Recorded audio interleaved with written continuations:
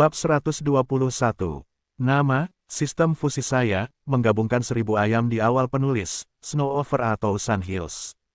Plus mematikan mengatur ulang, Presiden Persekutuan Penyihir adalah pemimpinmu, siapa lagi yang akan pergi ke Persekutuan Penyihir? Ahli Nujum. Oh, benar, ahli Nujum, siapa ahli Nujum itu?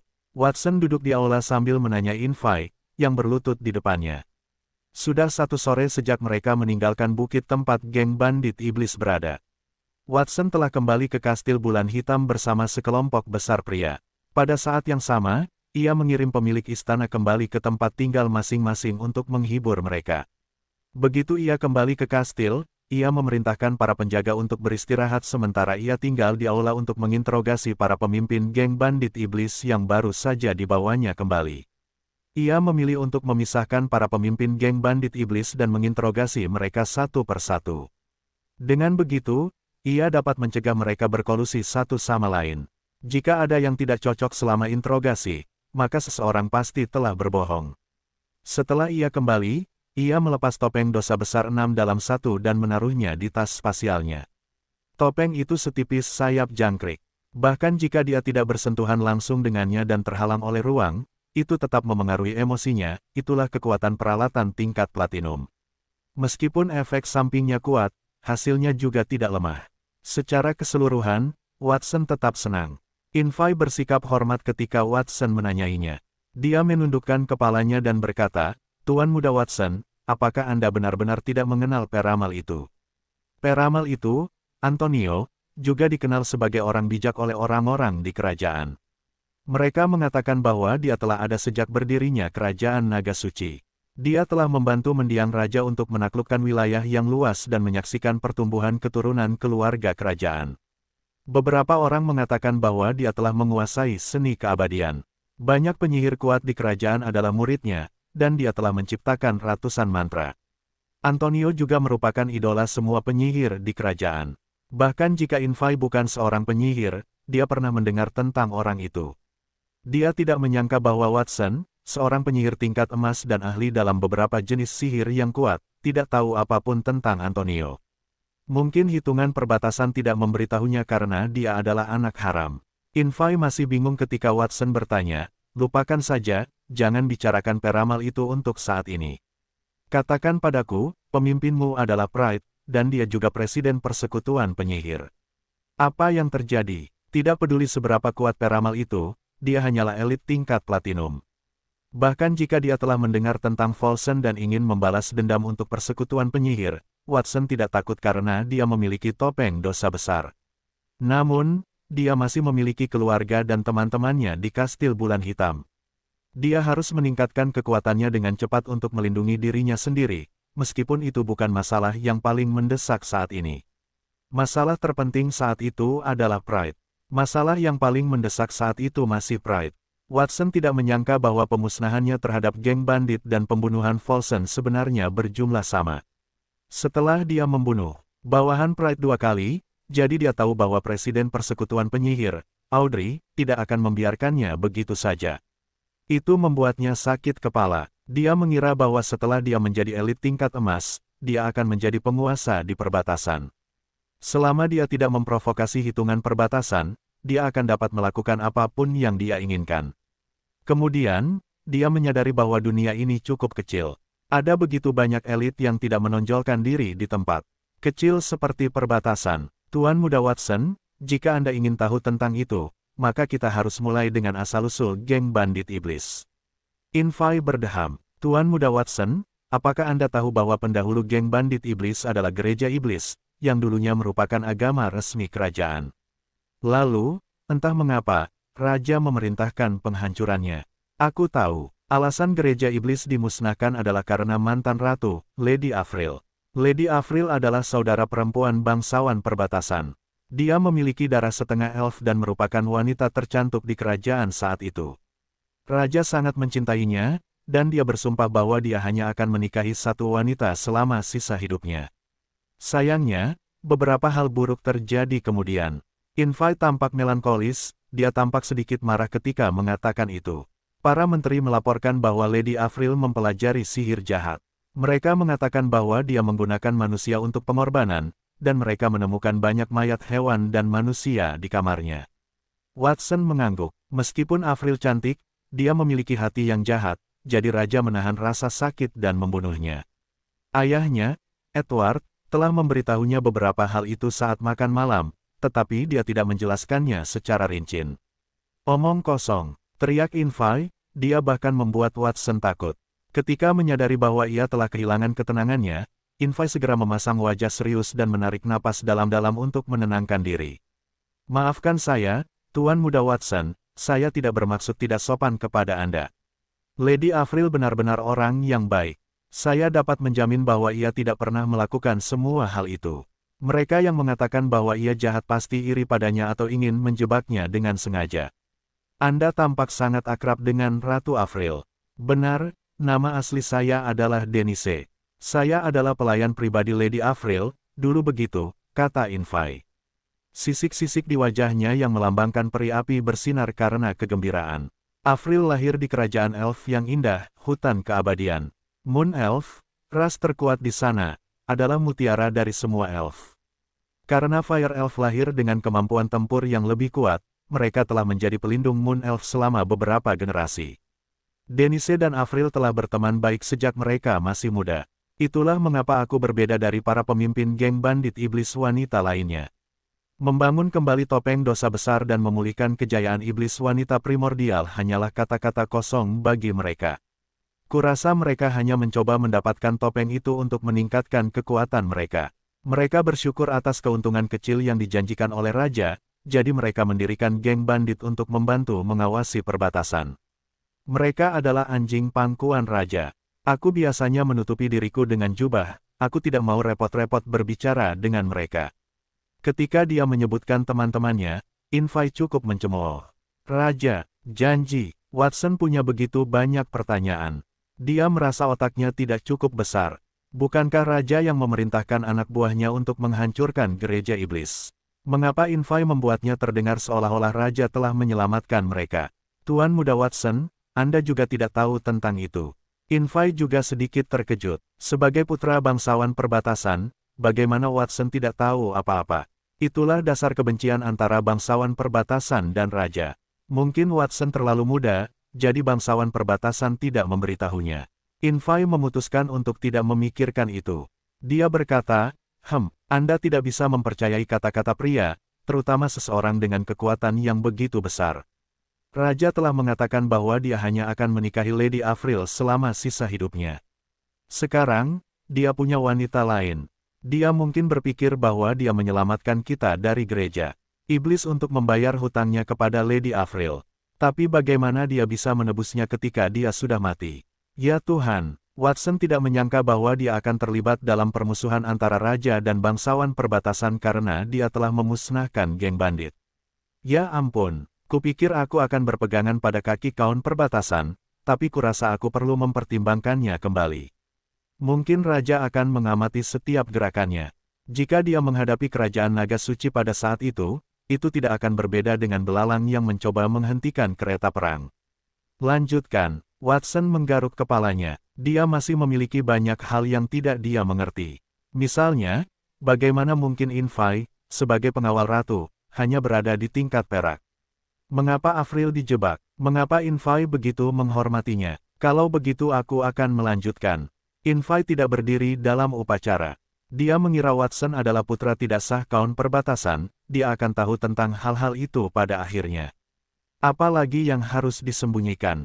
Aku tidak percaya gereja iblis memiliki latar belakang seperti itu. Aku bertanya-tanya apakah penghancuran geng bandit iblis oleh Watson adalah hal yang baik atau buruk. Zeke dan Zenoa bersandar di pintu di luar ruangan saat mereka menguping pembicaraan Watson dan Infai. Zeke lah yang mengatakan itu, dan dia tampak khawatir. Setelah dia berbicara, Zenoa segera menjawab, apa yang sudah terjadi, tidak ada gunanya mengkhawatirkannya. Bagaimanapun, Watson memprovokasi mereka karena kita. Jika para bandit itu tidak merampok mereka, Watson tidak akan ingin membunuh mereka semua, dan dia tidak akan terlibat dalam hal seperti itu. Kalian mengakui bahwa itu karena kalian berdua. Mereka mendengar suara yang bermartabat. Zeke dan Zenoa berbalik dan melihat kakak tertua mereka, Vincent, di belakang mereka. Dia menatap mereka dengan ekspresi serius. Kakak tertua, mengapa kamu di sini? Aduh, sakit. Tanpa memberi mereka kesempatan untuk berbicara, Vincent mencengkeram dan memutar telinga mereka. Meskipun Watson jauh lebih pintar dari teman-temannya, dia tetaplah anak-anak. Aku tidak merasa nyaman membiarkan dia melakukan interogasi sendirian, jadi aku datang untuk melihatnya. Kalian berdua sama sekali tidak membantu. Karena kalian punya waktu untuk menguping, mengapa kalian tidak menghitung kerugian dari pertempuran pertama? Meskipun kita tidak memiliki korban, para ksatria masih terluka, dan beberapa ratus liger bersayap 2 tingkat perak juga hilang. Kakak tertua, kami tahu kami harus disalahkan. Zeke dan Zeke hanya bisa mengangguk setuju dengan kata-kata Vincent. Mereka berbalik dan pergi tanpa daya. Setelah melihat mereka berdua pergi, Vincent melihat sekeliling dan tidak menemukan seorang pun di dekatnya. Dia bersandar di pintu dan menempelkan telinganya ke pintu itu. Dia telah menegur kedua adik laki-lakinya, tetapi dia juga ingin mendengar apa yang dikatakan Watson kepada Infai. Rahasia-rahasia itu penting. Kalau tidak, Watson tidak akan menginterogasinya sendirian. Semakin banyak yang dia tahu, semakin berbahaya baginya. Namun, tidak ada yang bisa mengendalikan rasa ingin tahu mereka. Suara samar terdengar dari ruangan itu.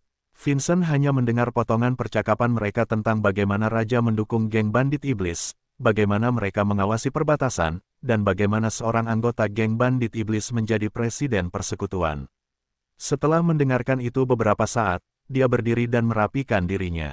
Batuk, batuk. Kemudian, dia menyadari bahwa ayahnya sedang berjalan ke arahnya saat dia batuk.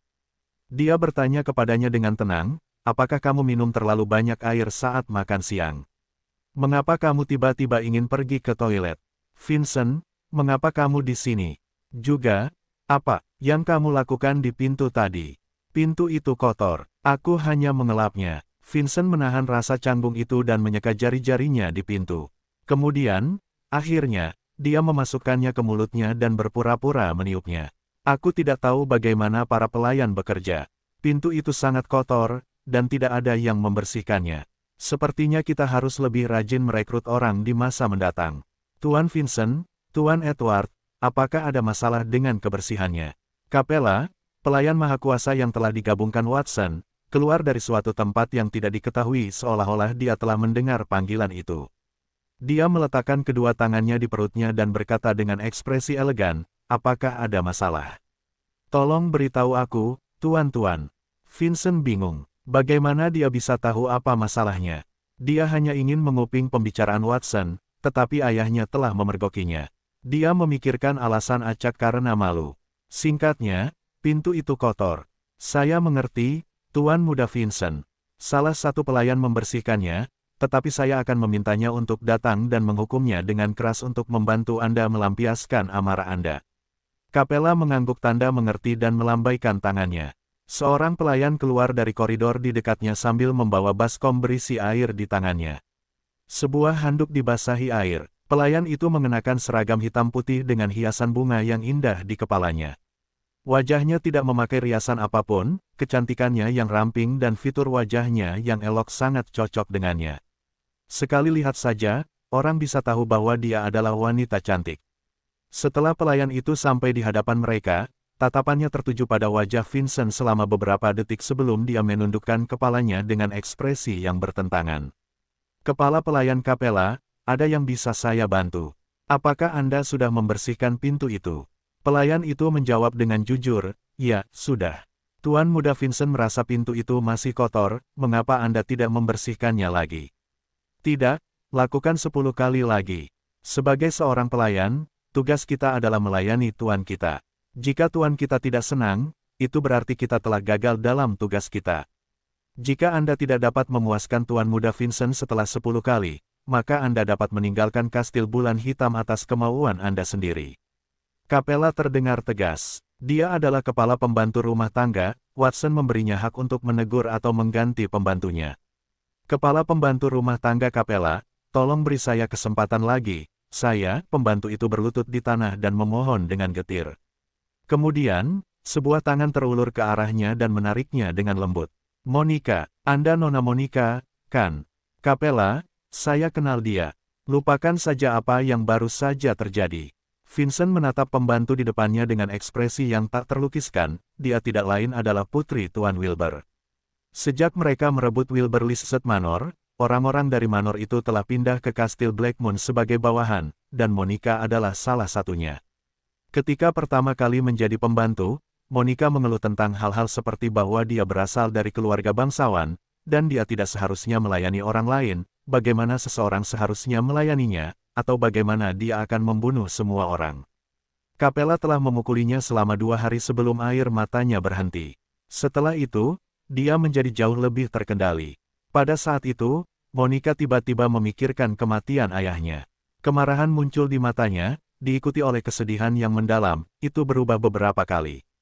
Dia menggertakkan giginya dan mendorong tangan Vincent sebelum dia berbalik dan melarikan diri. Tuan Muda Vincent, beraninya dia begitu tidak sopan kepadamu. Aku akan membawanya kembali sekarang.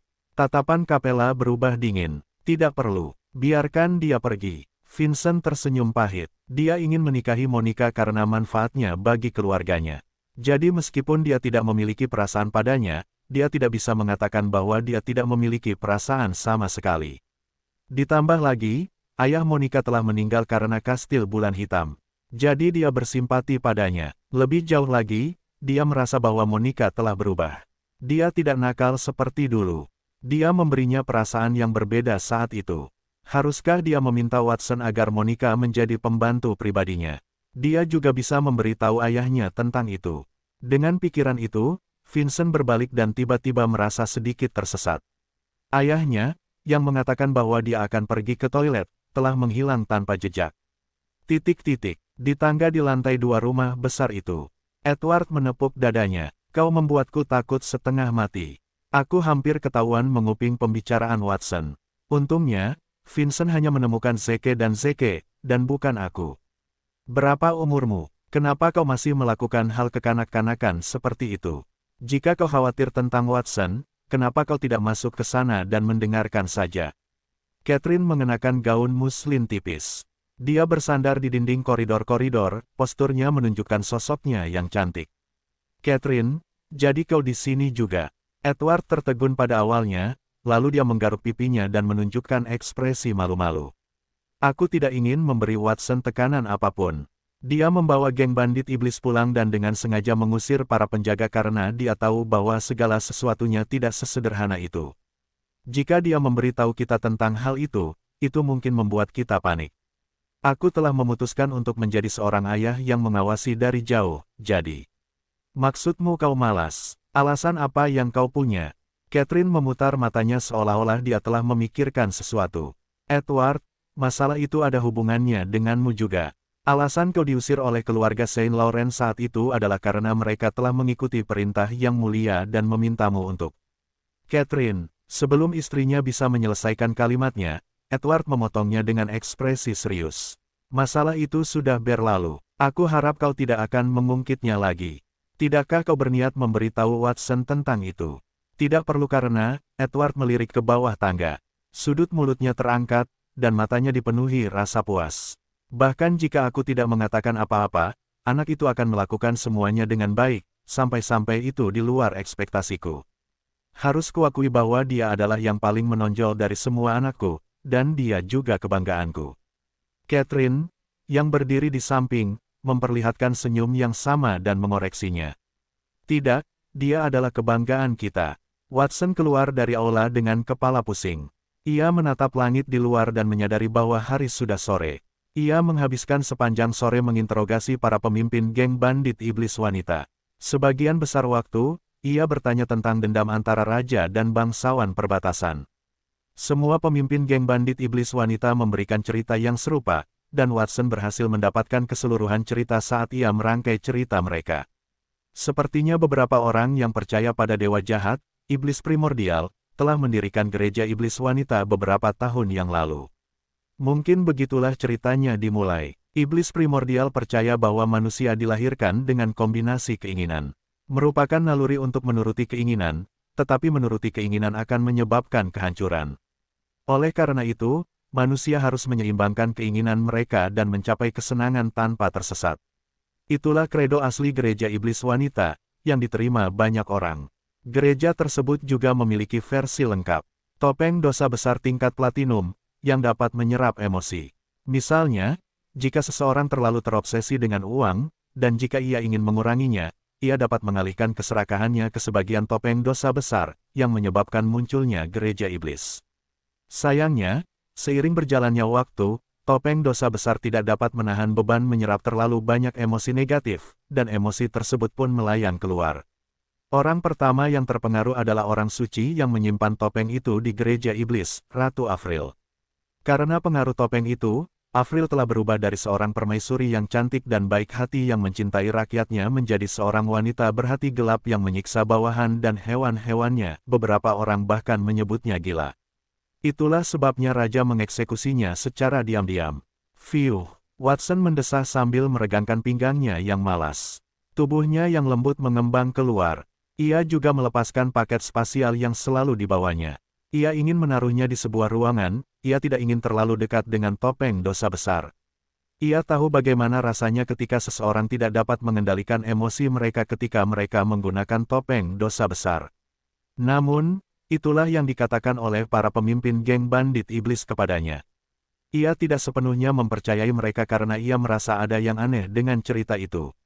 Misalnya, raja telah membunuh Ratu Avril. Mengapa ia membiarkan para anggota gereja iblis menyamar sebagai anggota geng bandit? Ia bahkan mengatur agar pemimpin mereka menjadi presiden serikat penyihir dan mengawasi penghitungan perbatasan. Bagaimanapun, Ratu Avril telah dipengaruhi oleh topeng dosa besar. Ia tidak berencana untuk menjadi seperti itu. Apakah raja benar-benar orang yang hanya peduli pada keuntungan? Apakah ia berdarah dingin dan tidak berperasaan? Ada hal aneh lainnya. Infai menyebutkan bahwa dia adalah pengawal Ratu Avril, dia adalah prajurit tingkat emas, hanya selangkah lagi menjadi elit tingkat platinum. Namun, sebelum kecelakaan Ratu Avril, raja telah memerintahkannya untuk berduel dengan seorang prajurit muda dan jenius tingkat emas dari keluarga Saint Laurent. Dia telah terluka parah, dan levelnya dikurangi 1 peringkat. Lawannya telah menahan diri, dan dia telah dihukum berat karenanya. Dia akhirnya menghilang. Mengapa raja harus mencari seseorang untuk berduel dengannya sebelum kecelakaan ratu? Ngomong-ngomong, apakah jenius muda itu ayahku? Aku ingat dia dulunya adalah anggota keluarga Saint Laurent. Ketika dia masih muda, dia juga seorang prajurit tingkat emas. Watson mengusap dagunya sambil memikirkan hal itu. Kemudian, dia tersenyum dan menghilangkan pikiran itu. Bagaimana mungkin, ayahnya hanya tahu cara membuat bayi dengan ibunya, Catherine. Dia adalah seorang idiot yang tidak tahu cara mengelola atau bertani. Watson merasa sulit untuk mengaitkannya dengan kata jenius. Tuan Muda Watson, interogasi telah berakhir. Kapten Anda yang paling setia dan cakap, Alan, telah menunggu Anda untuk waktu yang lama. Dia ingin tahu apa yang harus dilakukan dengan anggota geng bandit iblis wanita selanjutnya. Saat Watson tenggelam dalam pikirannya, dia tiba-tiba mendengar sebuah suara. Dia berbalik dan melihat Alan berdiri di dekatnya. Dia bertanya, bagaimana keadaan orang-orang yang kita bawa kembali dari hutan berkabut? Dengan bantuan Anda, Tuan Muda Watson, tidak ada satupun ksatria kita yang tewas. Mereka hanya terluka ringan. Saya yakin mereka akan pulih dalam 2 atau 3 hari. Bagus sekali. Mereka telah bekerja sangat keras. Hadiahi mereka masing-masing dengan 3 telur ayam Phoenix pelangi setiap hari untuk membantu mereka pulih.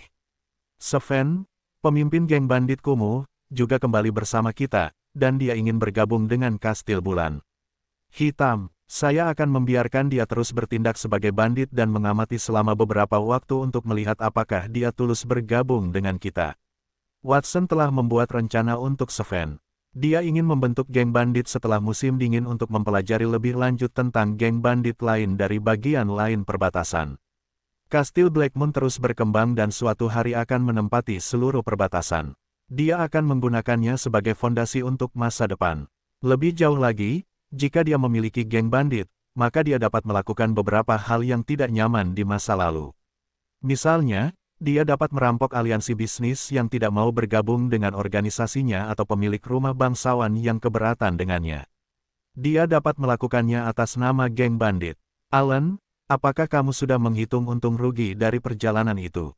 Tuan Muda Watson, saya baru saja menghitungnya dengan bantuan Tuan Muda Zeke dan Zenoah. Kami telah kehilangan 400 liger bersayap 2 tingkat perak dan 10 set baju zirah Gale Force tingkat perak, Allen menjelaskan dengan hormat. Alasan mengapa Ksatria Bulan Hitam tidak menderita mantra pembatuan adalah baju zirah yang mereka kenakan, itu telah menyelamatkan hidup mereka. Adapun keuntungannya, kami telah memperoleh aset geng bandit iblis, dan itu termasuk sejumlah kecil peralatan tingkat perunggu dan sejumlah besar peralatan tingkat besi. Nilai totalnya sekitar ratusan ribu koin emas, dan kami juga telah menangkap hampir 500 anggota geng bandit iblis. Selain itu, kami juga memiliki kawanan binatang ajaib yang menyatu, lebih dari 1000 binatang ajaib tingkat perak, dan 4000 binatang ajaib tingkat perunggu yang tersisa. Saya telah membawa mereka kembali. Secara keseluruhan, kami telah mendapat untung. Saya mengerti, Allen, bahwa para pemimpin geng bandit iblis Kaola. Mulai sekarang, mereka akan menjadi budak kita sampai kerugian kita sepenuhnya terkompensasi. Mereka akan bekerja di sini. Allen mengangguk. Ya, Tuan Muda Watson, hilangnya ratusan binatang ajaib tingkat perak bernilai setidaknya 100.000 koin emas. Bahkan jika kita memberi mereka 10 koin emas sebulan, mereka tidak akan pernah bisa melunasinya seumur hidup mereka. Disinilah kamu akan tinggal. Masuklah, mandi dan istirahatlah. Mulai besok dan seterusnya, aku akan mengajarimu cara menjadi pelayan yang berkualifikasi. Jika kamu tidak melakukannya dengan baik, aku tidak akan begitu sopan tentang hal itu. Capella memimpin 6 pemimpin geng bandit iblis ke beberapa kamar tidur yang luas. Setelah dia memberi mereka beberapa instruksi, dia berbalik dan pergi. Apakah kita benar-benar akan tinggal di sini? Gadis termuda melihat sekeliling ruangan dan bertanya tanpa daya. Ini semua karena Infai. Jika dia tidak mengkhianati kita, kita bisa melarikan diri bahkan jika kita bukan tandingan bocah nakal itu. Dia tampak tidak puas, dan bibir tipisnya mengerucut erat. Infai meliriknya, tetapi dia tidak mau repot-repot mengatakan apapun. Dia membuka pintu kamar dan masuk ke dalamnya. Kamar itu memiliki gaya interior yang cantik. Baiklah, sudah terlambat untuk mengatakannya sekarang. Setidaknya Watson masih cukup baik kepada kita. Grit menggosok-gosok jari-jarinya seperti biasa dan mencoba merapikan keadaan. Dia mengambil kamar di sebelah Infai. Kamar itu memiliki ruang dan desain yang sama. Dia telah menyiapkan kamar-kamar yang bagus untuk kita. Dia tidak mengatakannya, tetapi dia memperlakukan kita seperti tamu terhormat. Bagaimanapun, kita masih harus mencari tahu bagaimana dia menyatukan topeng dosa besar, dan kita harus mendapatkannya kembali. Kurasa kita bisa tinggal di sini untuk sementara waktu. Bahkan orang yang paling marah pun tidak punya apa-apa untuk dikatakan ketika mereka melihat kamar itu. Kamar yang luas itu memiliki kamar tidur, ruang tamu, dan tempat untuk mandi, dan sofanya terbuat dari kulit asli. Mereka telah menjadi bandit begitu lama, tetapi mereka tidak pernah tinggal di kamar berkelas seperti itu. Tiba-tiba, pintu kamar di seberang terbuka. Sven keluar dari kamar dengan sekeranjang telur warna-warni di tangannya. Tangan kirinya memegang satu set baju besi perak. Sven tertegun saat melihat bandit iblis wanita. Kemudian, dia berjalan menuju kamar mereka dengan ekspresi aneh. Aku tidak menyangka akan melihat kalian begitu aku membuka pintu. Maaf tertawa, tapi kenapa kalian berdiri di depan gudang? Gudang, Sven menyebut tempat mereka tinggal sebagai gudang. Para pemimpin geng bandit iblis wanita saling memandang. Ekspresi mereka berubah seolah-olah tanda tanya besar telah muncul di dahi mereka. Sven, meskipun kita adalah musuh dan pemimpin geng bandit, kau tidak akan mengejek kami saat kita bertemu, kan? Urat mendengus tidak senang. Alisnya yang tebal terangkat. Dia memiliki wajah yang tegas, hidung mancung, mata yang panjang dan sipit, dan rambut hitam pendek. Penampilannya secara keseluruhan tampak biasa saja. Aku belum pernah melihat gudang dengan perabotan dan mural yang begitu indah, atau apakah sesuatu yang bernilai lebih dari 10 koin emas hanyalah sampah di mata pemiliknya. Grit berambut emas berkata dengan nada mengejek. Dia telah mengurus keuangan geng bandit iblis wanita, jadi dia cukup ahli dalam berbisnis. Itu berarti dia memiliki penilaian yang akurat tentang berapa biaya barang-barang itu. Kau salah paham, aku tidak bermaksud mengejekmu. Aku mengatakan yang sebenarnya. Tempat yang kau tinggali sekarang adalah gudang kastil. Sven mengangkat dagunya dan mengangguk di belakangnya. Jika kau tidak percaya padaku, kau bisa melihat kamarku. Maka kau akan mengerti. Para pemimpin geng bandit iblis saling memandang dengan ragu ketika mereka menyadari bahwa Sven tampak tulus. Apakah dia mengatakan yang sebenarnya? Aku akan pergi melihatnya. Gadis muda itu tidak ragu-ragu. Dia berjalan di belakang Sven dan melihat ke dalam ruangan. Dia tertegun setelah hanya satu pandangan. Dia membuka mulutnya untuk berbicara, tetapi dia tidak dapat menemukan kata-kata. "Lust, mengapa kau tidak berbicara? Apa yang kau lihat?" Urat muncul di belakang Lust, dan ketika dia melihat ruangan itu, dia juga terdiam. Itu adalah kamar mewah yang 3 kali lebih besar dari kamar mereka. Itu memiliki 3 kamar yang lebih kecil dan 2 aula, ada rak buku dan lemari penyimpanan anggur di salah satu aula. Itu memiliki banyak buku dan minuman mahal, bahkan ada jendela Prancis besar dan balkon yang menghadap ke halaman kecil dengan bunga dan kolam renang. Kolam renang berkilauan di bawah sinar matahari. Saat itu musim dingin, jadi lapisan es tipis telah terbentuk di kolam renang. Jika musim panas, akan menyenangkan untuk berenang di dalamnya. Pemimpin geng bandit iblis melihat 2 pembantu yang sedang merapikan kamar Sven. "Mengapa kamarmu begitu besar?" Gadis muda itu adalah yang pertama tersadar, dia terdengar sangat iri. Mereka tidak peduli dengan kemewahan, tetapi mereka tidak menyukai ketidaksetaraan. Jika dia tidak melihat kamar Sven, dia akan puas dengan kamar yang ditugaskan kepada mereka. Jadi, dia merasa tidak enak karenanya. Kamar Sven memiliki kolam renang, tidak ada wanita yang bisa menolak kolam renang pribadi. "Sekarang, apakah menurutmu aku berbohong?" Sven terkekeh dan terus berkata, "Kamarku sebenarnya cukup umum di Kastil Blackmoon. Ksatria Blackmoon memiliki kamar yang lebih baik. Kamarmu sudah beberapa ratus meter persegi, itu sangat besar. Apakah kamu yakin ada kamar yang lebih besar di kastil?" Grit mengerutkan kening, dia bingung. Kastil Blackmoon sangat besar, luasnya beberapa kilometer. Namun, bangunan sebenarnya adalah bangunan 4 lantai. Jika setiap ruangan sebesar itu, maka tidak akan ada banyak ruangan. Jangan salah paham, tidak banyak ruangan di Kastil Blackmoon yang lebih besar dari ini. Tapi siapa yang bilang bahwa Ksatria Blackmoon tinggal di sini? Sven menunjukkan ekspresi yang mendalam. Sebagai penjaga kastil, jika mereka tidak tinggal di sini, di mana mereka akan tinggal? Slot, yang sama sekali tidak berbicara, bertanya. Bulu matanya yang seputih salju sedikit berkibar. "Kau seharusnya melihat rumah-rumah bangsawan itu di luar Kastil Blackmoon dalam perjalananmu ke kastil. Para penjaga tinggal di rumah-rumah bangsawan itu. Selain Kastil Blackmoon, ada juga lebih dari 10 rumah bangsawan di kota Blackmoon." Ketika Sven pertama kali datang, dia mengira rumah-rumah bangsawan itu milik pemilik rumah bangsawan lainnya. Kemudian, dia mengetahui bahwa para ksatria berada di halaman kastil pada siang hari untuk pelatihan, dan mereka akan pergi ke rumah mereka di salah satu rumah bangsawan itu pada malam hari. Dia juga bertanya kepada Kapten Ksatria, Allen. Menurut Allen, 3 istana terbaik adalah yang diberikan Watson kepadanya, Lizette, dan William setelah pertempuran mereka dengan pasukan sekutu pemilik istana. Para penjaga lainnya harus membeli istana-istana itu dengan uang mereka sendiri jika mereka ingin tinggal di sana. Para ksatria bulan hitam memiliki gaji bulanan tetap setidaknya 10 koin emas.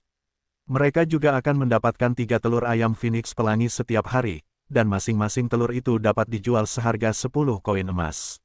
Secara keseluruhan, mereka dapat memperoleh beberapa ratus koin emas dalam sebulan. Itu berarti beberapa dari mereka dapat berbagi istana.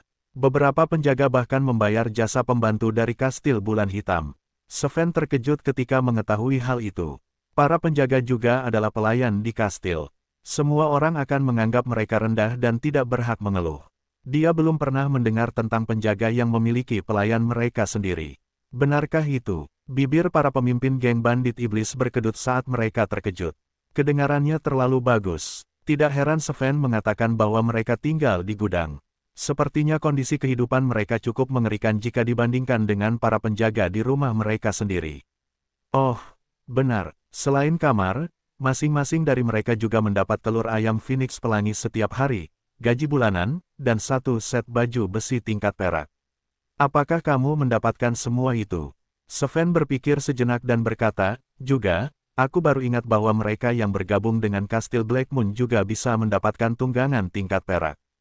Baiklah, aku sedang dalam perjalanan untuk mencari Tuan Muda Watson untuk mendapatkan tungganganku. Sedangkan untukmu, berhenti bicara. Urat sangat marah, dia menggertakkan giginya. Dia akhirnya mengerti bahwa Sven ada di sana untuk pamer kepada mereka. Rainbow Phoenix Chicken adalah binatang ajaib tingkat emas yang legendaris. Dia hanya pernah mendengarnya, dia belum pernah melihatnya sebelumnya. Sedangkan untuk baju besi tingkat perak, hanya pemimpin geng bandit iblis yang berhak menggunakan perlengkapan tingkat perak, topeng dosa besar yang rusak. Sebagai salah satu dari 3 geng bandit besar di perbatasan, geng bandit iblis memiliki banyak aset selain warisan mereka di masa lalu. Namun, selain susunan ajaib yang digunakan untuk memanggil iblis primordial, mereka tidak ada apa-apanya dibandingkan dengan kastil bulan hitam. Saya pamit dulu. Selamat beristirahat di ruang utilitas. Sven tertawa dan berbalik untuk pergi. Sudah lama sejak dia merasa begitu nyaman, mantan saingannya telah dikalahkan di depannya. Awalnya, dia ingin bergabung dengan kastil bulan hitam karena dia tidak punya pilihan. Namun, dia memutuskan bahwa dia benar-benar ingin bergabung dengan mereka, meskipun dia hanya bertugas sebagai penjaga kecil. Dia memiliki lebih banyak sumber daya di tangannya daripada sebelumnya. Setelah mereka melihat Sven pergi, Urat melihat kamar yang ditugaskan kepada mereka, dia merasa tidak enak tentang hal itu. Mereka telah meremehkan kita. Sepertinya sebelum kita bisa menyelidiki rahasia Watson dalam menggabungkan topeng dosa besar, kita harus terlebih dahulu meningkatkan status kita di sini. Paling tidak, kita harus mendapatkan telur ayam Phoenix Pelangi untuk dicicipi. Gadis muda itu menyeka mulutnya dengan keinginan. Dia tidak menginginkan telur ayam Phoenix Pelangi, dia punya alasan untuk itu. Sepertinya dia bahkan tidak sebanding dengan seorang penjaga. Statusnya terlalu rendah, dia tidak akan bisa mendapatkan informasi apapun tentang apapun. Apa yang dikatakan wanita itu, Capella, tadi. Dia ingin kita menjadi pelayan di sini. Mari kita tampil dengan baik sehingga mereka akan melihat betapa luar biasanya kita. Pada saat itu, para pemimpin geng bandit iblis mengepalkan tangan mereka dan mengambil keputusan. Mereka adalah elit tingkat perak, akan mudah bagi mereka untuk menjadi pelayan atau kamar bersih. Hari itu berlalu dengan cepat. Keesokan paginya, para pemimpin geng bandit iblis bangun pagi-pagi dan berdiri di luar rumah besar, mereka siap menyambut ujian Capella. Perkenalkan, nona muda itu bernama Wendy. Dia adalah pembantu paling menonjol kedua di rumah besar ini setelah aku. Dia juga kepala pembantu rumah tangga lainnya di istana. Jika ada pertanyaan, silakan tanyakan padanya. Capella menunjuk seorang gadis cantik dengan rambut hijau zamrud di sampingnya. Wendy mengerutkan bibirnya karena tidak senang dan mengoreksinya. Suster Capella, mengapa aku menjadi pembantu paling menonjol kedua? Apakah itu yang dikatakan Tuan Muda Watson? Dia dan Capella sama-sama kepala pembantu rumah tangga. Masing-masing dari mereka bertanggung jawab untuk memimpin sekelompok pembantu. Ada kompetisi bulanan, siapapun karyawan yang berkinerja lebih baik akan menerima hadiah tambahan. Wendy tidak peduli dengan hadiahnya. Dia hanya ingin Watson menganggapnya baik. Dia adalah satu-satunya kepala pembantu rumah tangga di istana. Ketika Watson memutuskan untuk menjadikan Capella sebagai kepala pembantu rumah tangga, dia bertanya kepada Watson apakah dia tidak puas dengannya atau apakah dia telah melakukan kesalahan. Watson mengatakan kepadanya bahwa dia telah melakukannya dengan baik, tetapi setiap posisi membutuhkan persaingan. Daya saing adalah sumber kemajuan manusia. Sama seperti kapten dan wakil kapten para penjaga di Kastil Blackmoon, jika wakil kapten ingin menjadi kapten, maka dia harus menjadi lebih menonjol. Jika kapten tidak ingin digantikan, maka dia harus bekerja 2 kali lebih keras. Meskipun Wendy tidak begitu mengerti apa yang dimaksud Watson, dia tetap merasa bahwa pemuda itu sangat kuat. Dia tidak tahu bagaimana Watson, yang usianya hampir sama dengannya, tahu begitu banyak. Halo, Nona Wendy. Setelah Capella menyelesaikan perkenalannya, 5 pemimpin geng bandit iblis mengangguk padanya. Grit bertanya, Kepala Capella, bolehkah saya bertanya apa yang akan kita lakukan sekarang? Wajahnya penuh dengan semangat juang. Dia memegang koin emas kuno di tangan kanannya dan menggosoknya dengan lembut. Dia tidak sabar untuk menunjukkan kemampuannya sehingga orang-orang di Kastil Bulan Hitam dapat melihat kompetensinya. Aku akan memberimu tugas. Kamu, dan kamu, pergi dan bersihkan cabang-cabang dan rumput liar di halaman. Ingat, halaman adalah bagian depan seorang bangsawan, yang mencerminkan selera Tuan yang mulia. Jika dia, bahkan tidak bisa mengelola halamannya, maka para tamu tidak akan berminat untuk memasuki istana. Capella mengetuk keserakahan, kecemburuan, dan nafsu dan menyuruh mereka untuk bertanggung jawab atas halaman. Adapun amarah dan kemalasan, dia berkata, kalian berdua bisa tinggal di belakang dan membersihkan kamar. Seorang bangsawan yang memenuhi syarat tidak hanya harus memiliki halaman yang mewah dan elegan tetapi juga kamar yang bersih, bahkan jika kamar-kamar itu tidak ditempati. Kami mengerti. Para pemimpin geng bandit iblis saling memandang. Kemudian, mereka membentangkan sayap aura tempur di punggung mereka dan langsung menuju ke tempat yang diarahkan Capella. Di hamparan bunga di halaman. Ini tempat yang perlu kita pangkas. Gadis muda itu melihat sekelilingnya dan menyadari bahwa hamparan bunga itu membentang beberapa kilometer dan mengelilingi seluruh kastil. Meskipun disebut hamparan bunga, hamparan itu ditanami banyak tanaman obat yang berharga. Ada juga ladang gandum yang luas di luar hamparan bunga, gandum seperti kristal bergoyang tertiup angin di ladang itu. Gandum itu hampir siap dipanen. Orang-orang berpakaian seperti petani terlihat menyisir ladang gandum. Beberapa pelayan juga ada di sana, mereka memegang gunting besar saat merawat tanaman obat di hamparan bunga. Udara dipenuhi dengan aroma tanaman yang unik, aromanya membuat orang merasa seolah-olah aura tempur mereka beredar dengan kecepatan yang lebih cepat. Budidaya di halaman itu setidaknya 3 kali lebih cepat daripada budidaya di dunia luar. Lihatlah varietas gandum itu, tampaknya tingkat perunggu. Kudengar warna gandum itu hanya bisa ditemukan di utara. Jarang sekali di kerajaan ini. Aku tidak menyangka mereka punya banyak di sini. Ada juga tanaman obat itu di kebun. Tanaman obat tingkat perunggu seperti bunga matahari dapat meningkatkan kekuatan dan aura tempur elemen api, rumput iblis cahaya bulan tingkat perak, dan lihat ke sana, kurasa itu ginseng berlapis 7 harta karun tingkat emas. Kastil bulan hitam benar-benar kaya. Les, mendesah. Kalau saja dia tidak mengalami ejekan Sven kemarin, daya tahan mentalnya pasti jauh lebih kuat. Kalau tidak, dia pasti akan berteriak kaget dan memperlakukan ruangan yang menurutnya cantik itu seperti gudang. Sepertinya tidak sulit untuk mengerti mengapa mereka menanam tanaman obat yang berharga itu. Taman bunga di Kastil Bulan Hitam dibagi menjadi 12 wilayah. Setiap wilayah menanam tanaman obat dengan kualitas yang berbeda. Kualitas tanaman obat di wilayah 1 adalah yang terburuk. Sekarang kamu ada di wilayah 1. Bahkan jika kamu memotong dan menghancurkan tanaman obat di sini, kita tidak akan kehilangan banyak uang. Suara Capella bergema dari kejauhan. Begitu banyak tanaman obat yang berharga, tetapi itu adalah yang kualitasnya paling buruk. Para pemimpin geng bandit iblis terdiam, mereka sedikit terkejut lagi. Bagaimana mungkin seorang elit tingkat perak melakukan hal bodoh seperti menghancurkan tanaman obat? Bukan saja aku tidak akan menghancurkannya, tetapi aku juga akan membiarkannya tumbuh lebih baik. Grid berjalan ke petak bunga yang paling dekat dengannya dan melemparkan koin di tangannya ke atasnya. Dia membiarkan koin itu menghilang dan berubah menjadi cahaya keemasan yang menutupi tanaman. Itu membuat tanaman obat yang sudah tumbuh kuat tumbuh lebih besar. Dia hebat dalam memberi buff pada rekan satu timnya, jadi tidak sulit baginya untuk mempercepat proses pematangan tanaman. Sementara itu, ke arah slot danurat, Wendy bertanggung jawab untuk mengawasi mereka dari luar.